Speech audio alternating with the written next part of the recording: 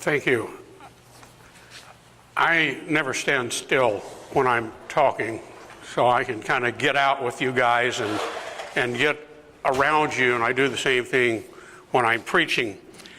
I want to talk, as he said, for a few minutes about Advent, which starts at the Vigil Mass this Saturday, and also about the importance of faith in our lives and what we need to do, how we can work to keep our faith strong. And I would appreciate your ideas on what we can do and how we can work to keep our faith strong. Some years ago, there was a man, middle-aged man, who lived in Minnesota. He decided he was going to go out ice fishing. It's in the middle of January, and the ice on the lake's probably 2 feet thick. So he gets his gas-powered auger and his little tent thing, and he goes out on the lake. He gets out there, and he discovers there's a little boy, probably 10 or 11 years old, out there already fishing. And he asks the little boy, "Do you mind if I sit up over there?" Okay, so he does. He sets up, and he starts to fish, and nothing's happening. Meanwhile, the little boy pulls up a big fish, probably 5 or 6 pounds, and he puts his bait back in the water. The man watches him. 10 minutes later, he pulls up another fish.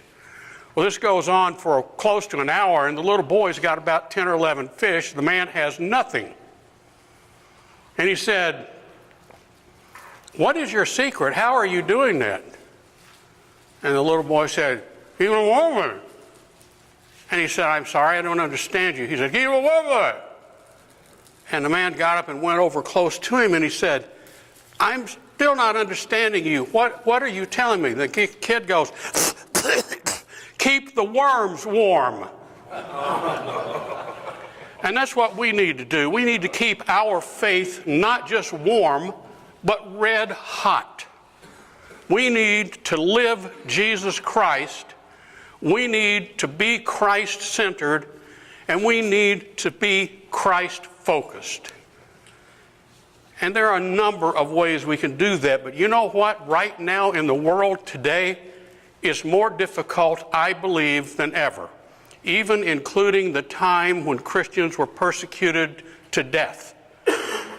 There was a penalty for being a Christian, and it was being tortured to death. But I think today it's hard. Let me tell you a story. This is very true. When I was 16 years old, I got a job, a part-time seasonal job, at Shaneberg's department store on Main Street downtown. I worked because stores were only open from 9 to 6, Monday, Tuesday, Wednesday, Friday and Saturday, and 9 to 9 on Thursday. And by law, they were closed on Sunday. So I worked down there, and my schedule was on Thursday, as soon as I could get there from school, I started work, and they closed at 9 o'clock, and we cleaned up the store, and I would get out of there about 9:30, 9:45. I ran home from school every Thursday afternoon, changed clothes, and walked 2 blocks to the bus stop, got on the bus, and rode downtown, and the bus stop was 2 blocks from Shaneberg's department store. Got off the bus, went to work, left there between 9:30, 9:45, and took the bus back home, waited there on Main Street at the bus stop, took the bus back home, got off the bus stop 2 blocks from my house, walked home, and walked into an unlocked door. Just opened the door, walked in, and closed it behind me, didn't bother locking it. Went to bed, got up and went to school the next morning. Nobody was afraid of that. Nobody was concerned that the door was unlocked. During the summertime, when it started getting hot, we had a really large attic fan. We didn't have air conditioning. We had a really large attic fan. And before he went to bed at night, my father would open the front door and the back door, and we had a wooden screen door in between.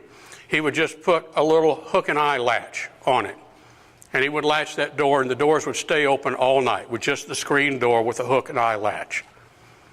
Nobody worried about that. Let's move forward to about 1998.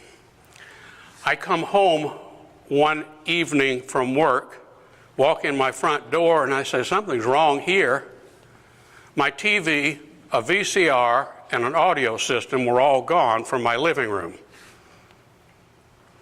I walked around the house and discovered that my camera equipment was gone.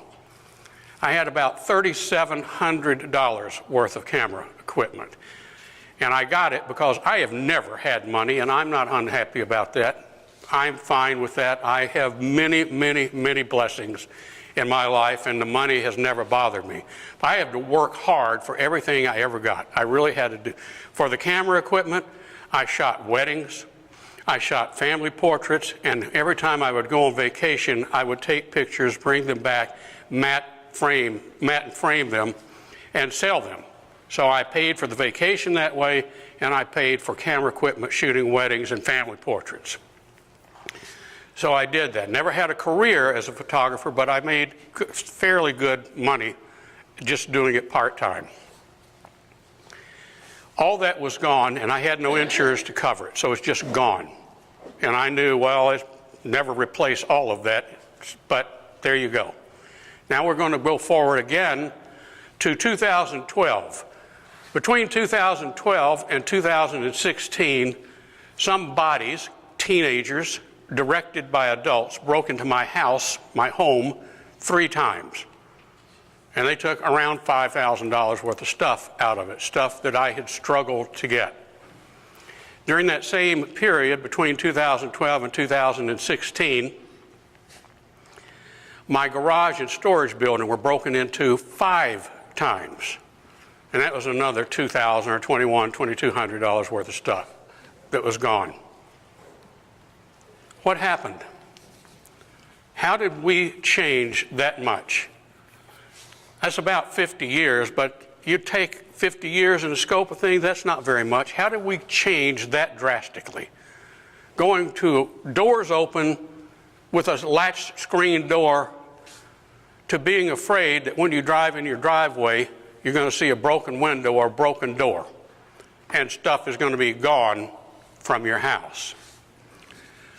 I'm going to give you my opinion. I want to share my opinion with you on how that happened and why it's important today for us to maintain our faith as red hot. If you remember, the gospel reading for a few weeks ago is about Bartimaeus, the blind man. And he sat on the side of the road and he heard Jesus was coming by, and he called out, "Jesus, Son of David, have pity on me." And the people said, "Shh, stop. He doesn't want to hear that. Leave him alone." And he said, "Oh no." And he called out even louder, "Jesus, Son of David, have pity on me." And again they said, "Be quiet. He doesn't want to hear that." And he said, "Oh no." And he shouted out again the same thing. We can all take a lesson from that. Here's my opinion on how we have changed. We said, "No, stop. You can't do that." And they said, "Shut up." And we did.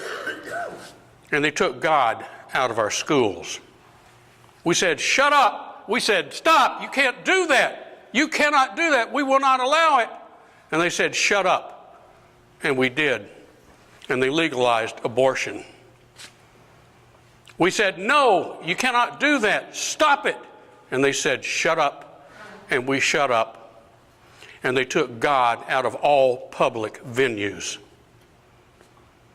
We said, "No, no, you can't do that. We will not allow it." And they said, "Shut up." And we did. And they legalized gay marriage. We've been going downhill. We need to stop and go back uphill. We've got to do that. We've got to do that. And you and I, all of us, have to stand up. And when they say shut up, we say no. And we come back to where we are.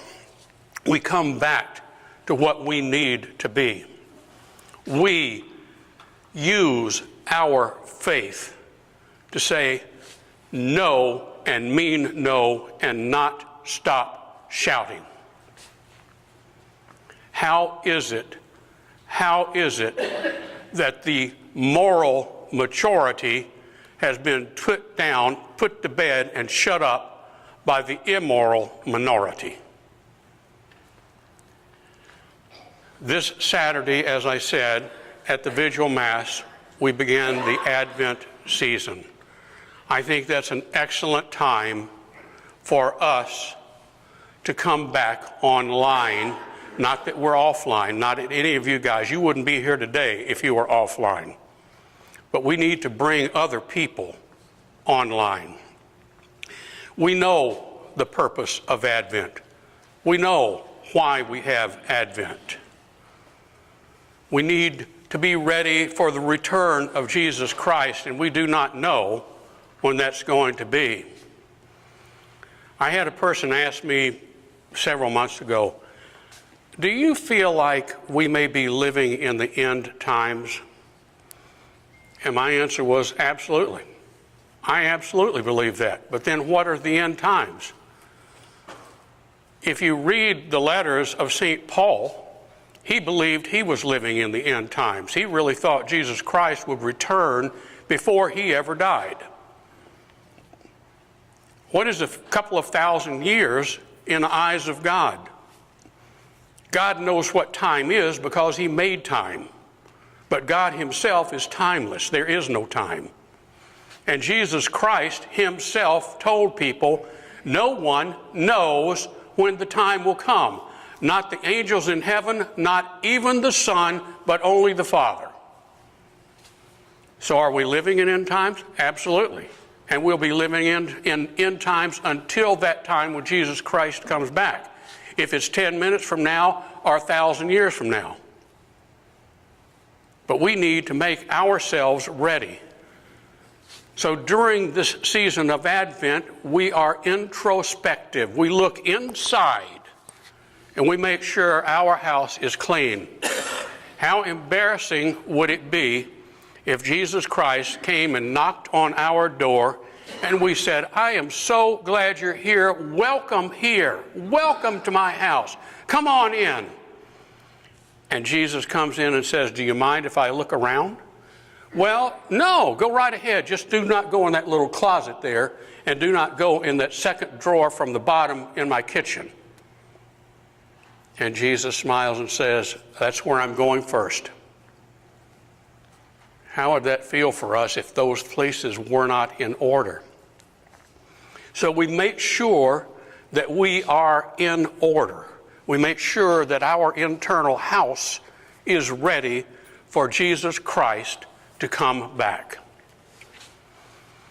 The other purpose of Advent, as we all know, is to prepare ourselves to properly celebrate the birthday of Jesus Christ, to celebrate it in the right way. It's gotten so lately in the last 10, 15, 20 years or so, it's gotten so that the commercialism and the secularism is so noisy it drowns out everything else. And people think of Christmas as just a gift-giving holiday. Good food, good fun, good family gatherings. But everything else gets pushed back because of that loud noise from the commercialism.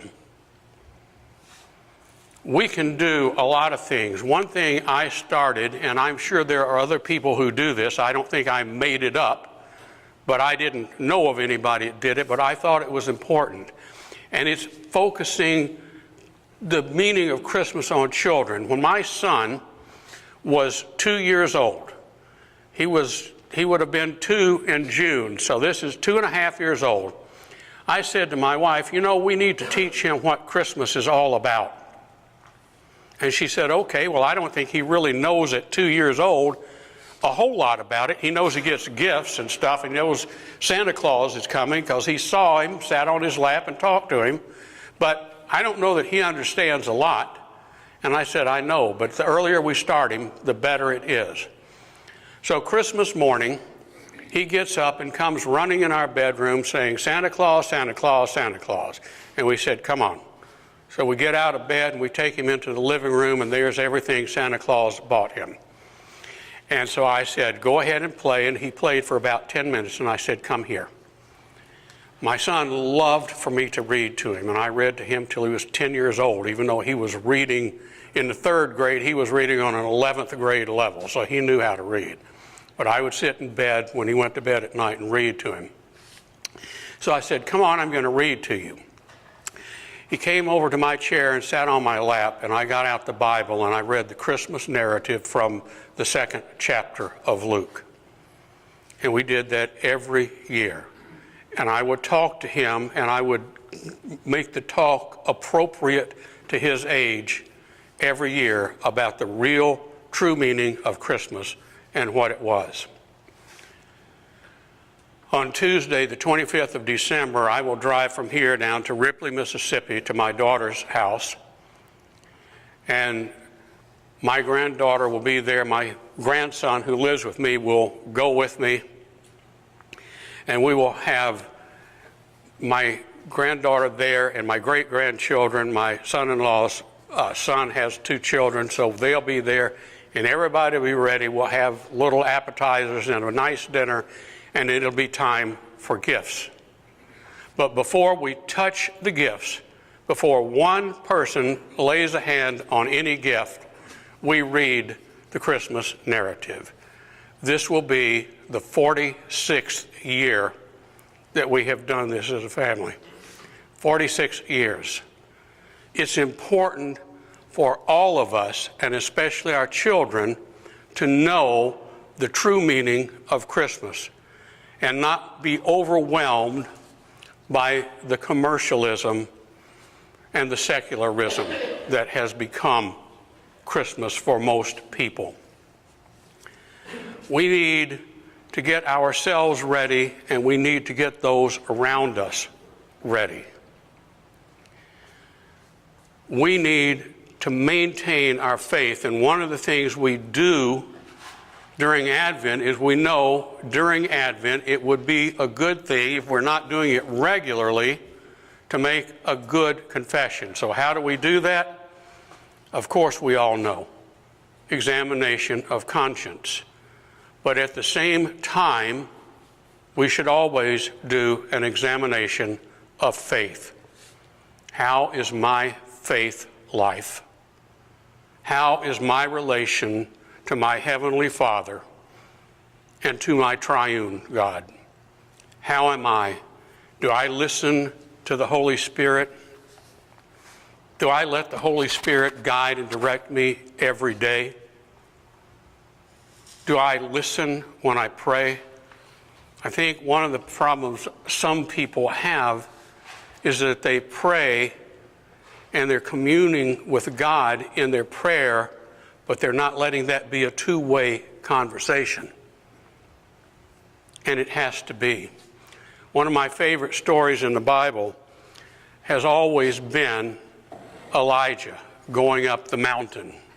And God tells Elijah, go up to the top of that mountain and wait for me, I'm coming by.